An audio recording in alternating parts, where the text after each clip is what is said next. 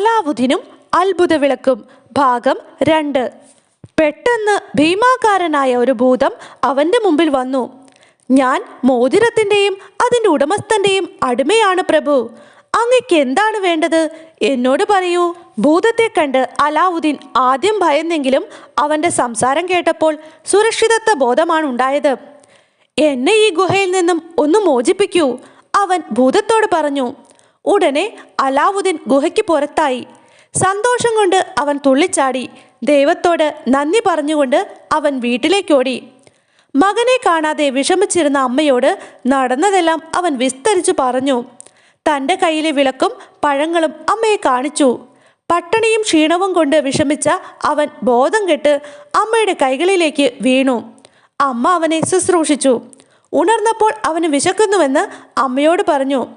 വീട്ടിൽ ഒന്നുമില്ല മോനെ, നൂല് കൊണ്ടുപോയി വിറ്റ് വല്ലതും വാങ്ങിക്കൊണ്ടുവരാം, അമ്മ പറഞ്ഞു. അമ്മ നൂൽ നൂൽക്കാൻ പുറപ്പെട്ടപ്പോൾ അലാവുദ്ദീൻ ആ വിളക്കെടുത്ത് അമ്മയ്ക്ക് നൽകി. ഇതും കൂടി വിറ്റേക്കൂ അമ്മേ.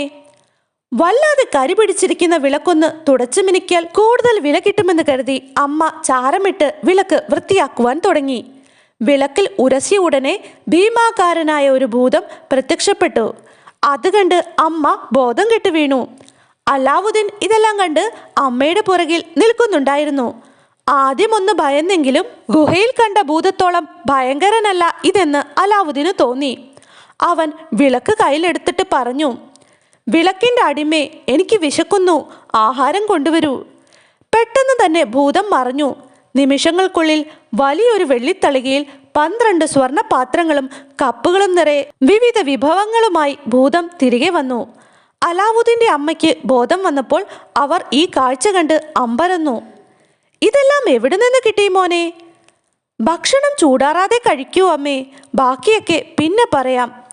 ആഹാരം കഴിച്ചു കഴിഞ്ഞപ്പോൾ അവൻ അമ്മയോട് അതെല്ലാം വിസ്തരിച്ച് പറഞ്ഞു. അമ്മയുടെ മട്ടുമാറി. ഇതൊക്കെ പിശാചിന്റെ വകയാണെന്നും ദൈവവിശ്വാസമുള്ളവർക്ക് ഇതൊന്നും പറ്റില്ലെന്നും ഉടനെ ഇതൊക്കെ കളയണമെന്നും അവർ നിർബന്ധം പിടിച്ചു. അമ്മ പറയുന്നതെല്ലാം ഞാൻ അനുസരിക്കും, പക്ഷേ എൻ്റെ ജീവൻ രക്ഷിച്ച മോതിരവും ഈ വിളക്കും ഞാൻ ഉപേക്ഷിക്കില്ല. അതിൻ്റെ ഗുണം എനിക്ക് മനസ്സിലായി. അതുകൊണ്ടവ അമ്മ കാണാതെ എവിടെയെങ്കിലും ഒളിച്ചു വെക്കണം.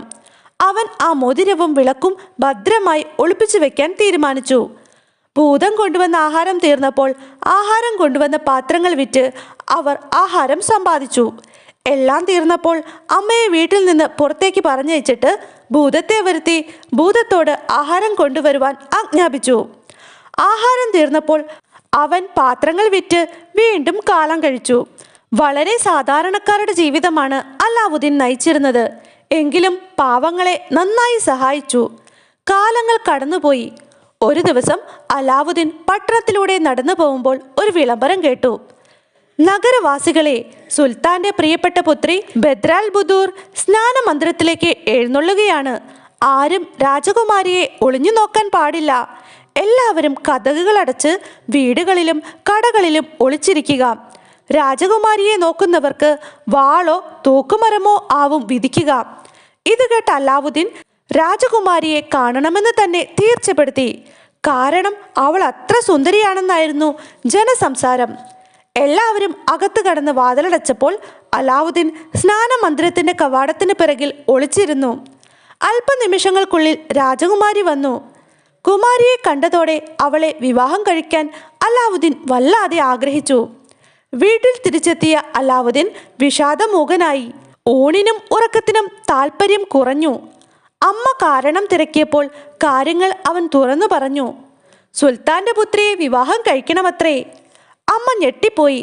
വെറും ഒരു തുന്നൽക്കാരൻ്റെ മകനാണ് നീ, അത് നീ മറക്കരുത്.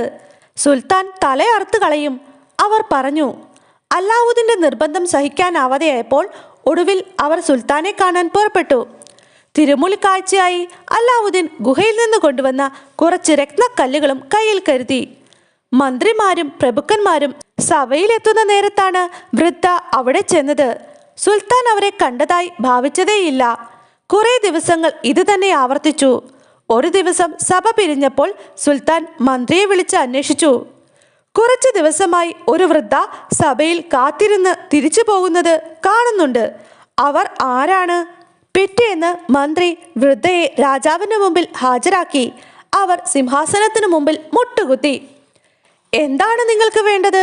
രാജാവ് ദയാപൂർവം അലാവുദ്ദീന്റെ അമ്മയോട് ചോദിച്ചു. രാജാവിന്റെ ദയയോടുള്ള വാക്കുകൾ അവർക്ക് ധൈര്യം നൽകി. വൃദ്ധ പറഞ്ഞു, തിരുമേനി, അങ്ങയുടെ ഈ അടിമയ്ക്ക് ഒരു അഭ്യർത്ഥനയുണ്ട്. അങ്ങ് കോപിക്കരുത്. എൻ്റെ വിഡ്ഢിയായ പുത്രന് അങ്ങയുടെ മകളെ വിവാഹം കഴിക്കണമത്രേ. അവൻ്റെ ദുഃഖം കണ്ട് സഹികെട്ടതുകൊണ്ടാണ് ഞാൻ ഈ അവിവേകത്തിന് മുതിർന്നത്. എൻ്റെ തിരുമുൾ കാഴ്ച അങ്ങ് സ്വീകരിക്കണമേ. എൻ്റെ അവിവേകം പൊറുക്കണമേ. അലാവുദ്ദീൻ്റെ അമ്മ സമ്മാനം സുൽത്താന് സമർപ്പിച്ചു. അതുകണ്ട് രാജാവിൻ്റെ കണ്ണഞ്ചിപ്പോയി. എത്ര അമൂല്യമായ രത്നങ്ങൾ! രാജാവ് പറഞ്ഞു. ഇത്ര സമ്പന്നനായ അലാവുദ്ദീന് ഞാൻ എൻ്റെ മകളെ നൽകുന്നതിൽ താങ്കൾക്ക് എന്താണ് അഭിപ്രായം? രാജാവ് മന്ത്രിയോട് ചോദിച്ചു.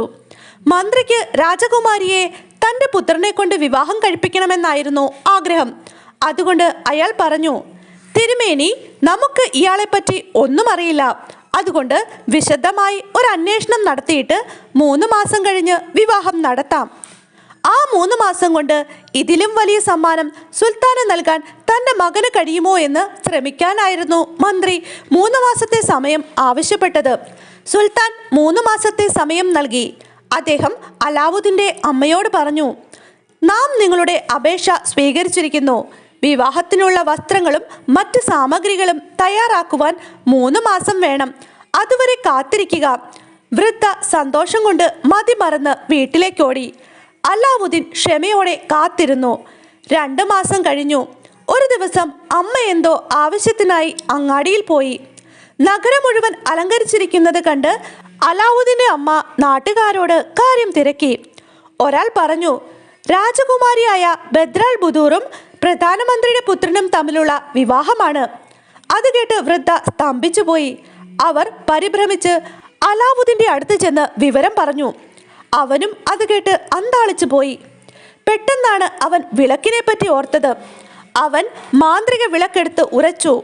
ഉടൻ തന്നെ വിളക്കിൻ്റെ ഭൂതം പ്രത്യക്ഷപ്പെട്ടു. കൽപ്പിച്ചാലും പ്രഭു. അപ്പോൾ അലാവുദ്ദീൻ പറഞ്ഞു, വളരെ പ്രധാനപ്പെട്ട ഒരു കാര്യമാണ് വേണ്ടത്. സുൽത്താൻ എൻ്റെ സമ്മാനങ്ങൾ സ്വീകരിച്ചിട്ട് അദ്ദേഹത്തിൻ്റെ മകളെ എനിക്ക് വിവാഹം കഴിച്ചു തരാമെന്ന് സമ്മതിച്ചിരുന്നു. പക്ഷേ അയാൾ വാക്ക് തെറ്റിച്ച് കുമാരിയെ മന്ത്രിപുത്രന് നൽകാൻ പോകുന്നു. ഇന്ന് രാത്രി തന്നെ വധുവിനെയും വരനെയും ഇവിടെ എത്തിക്കണം. കൽപ്പന പോലെ ഭൂതം പറഞ്ഞു. എന്നിട്ട് ഭൂതം മറഞ്ഞു. അലാവുദ്ദീൻ തൻ്റെ മുറിയിലിരുന്നു. ഭൂതം അർദ്ധരാത്രിയിൽ തന്നെ മന്ത്രികുമാരനെയും രാജകുമാരിയെയും ആ മുറിയിലെത്തിച്ചു. മന്ത്രികുമാരനെ വെളിയിൽ തണുപ്പത്ത് കിടത്തുക. പ്രഭാതത്തിൽ അവനെയും കൊണ്ട് നീ ഇവിടെ തിരിച്ചെത്തുക. അലാവുദ്ദീൻ പറഞ്ഞു. രാജകുമാരി വല്ലാതെ പേടിച്ചു വിറയ്ക്കുന്നുണ്ടായിരുന്നു. കുമാരി ഭയപ്പെടേണ്ട, നിന്നെ എനിക്ക് വിവാഹം ചെയ്തു തരാമെന്ന് നിന്റെ അച്ഛൻ സമ്മതിച്ചിരുന്നു. പക്ഷേ അദ്ദേഹം അത് ചെയ്തില്ല. എങ്കിലും നിനക്ക് യാതൊരു ദോഷവും ഞാൻ ചെയ്യില്ല. രാജകുമാരിക്ക് ഇതൊന്നും അറിയില്ലായിരുന്നു. അവൾക്ക് ഭയം വിട്ടുമാറിയില്ല. അവൾ കരഞ്ഞുകൊണ്ട് ഉറങ്ങാതെ കഴിച്ചുകൂട്ടി. പിറ്റേന്ന് പ്രഭാതത്തിൽ ഭൂതം മന്ത്രികുമാരനുമായി എത്തി.